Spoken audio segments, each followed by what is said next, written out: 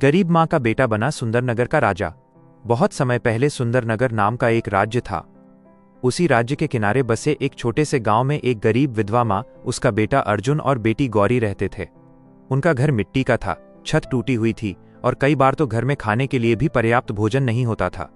माँ दिन भर लोगों के खेतों में काम करती और रात को बच्चों को कहानियां सुनाकर सुलाती।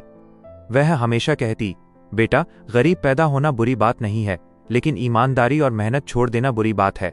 अर्जुन अपनी माँ की बातें ध्यान से सुनता था। वो पढ़ने में बहुत तेज था, लेकिन गरीबी के कारण उसके पास किताबें नहीं थीं। वो गांव के पुराने बरगद के नीचे बैठकर दूसरों से किताबें मांगकर पढ़ता था।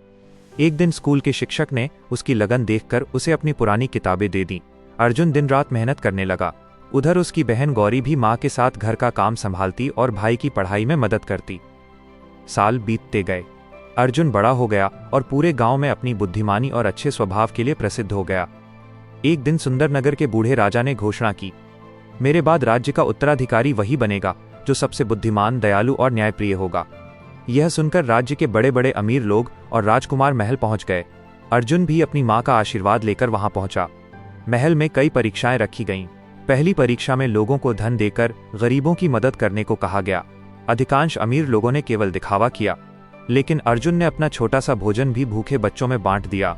दूसरी परीक्षा में कठिन प्रश्न पूछे गए। अर्जुन ने अपनी समझदारी से सभी उत्तर दे दिए। तीसरी और सबसे कठिन परीक्षा थी न्याय की। दो लोगों के बीच जमीन का विवाद था। अर्जुन ने दोनों पक्षों की बात ध्यान से सुनी और ऐसा फैसला दिया जिससे दोनों को न्याय मिला। राजा उसकी बुद्धिमानी से बहुत प्रभावित हुए। कुछ दिनों बाद अंतिम परिणाम घोषित हुआ। पूरा राज्य महल के सामने जमा था। राजा सिंहासन से उठे और बोले, सुंदरनगर का अगला राजा अर्जुन होगा। ये सुनते ही पूरा मैदान तालियों से गूंज उठा। अर्जुन की आंखों में आंसू आ गए।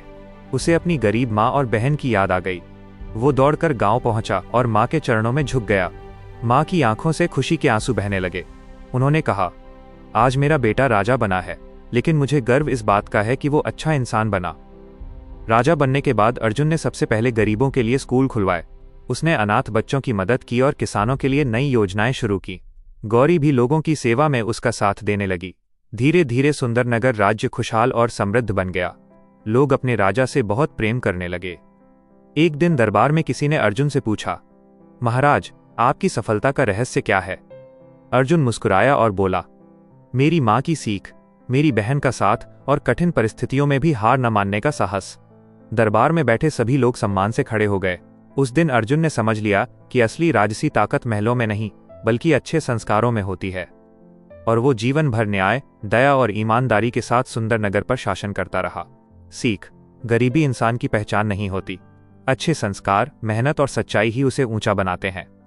जो कठिनाइयों में भी अपने लक्ष्य पर डटा रहता है, वो एक दिन सफलता के शिखर तक अवश्य पहुंचता है।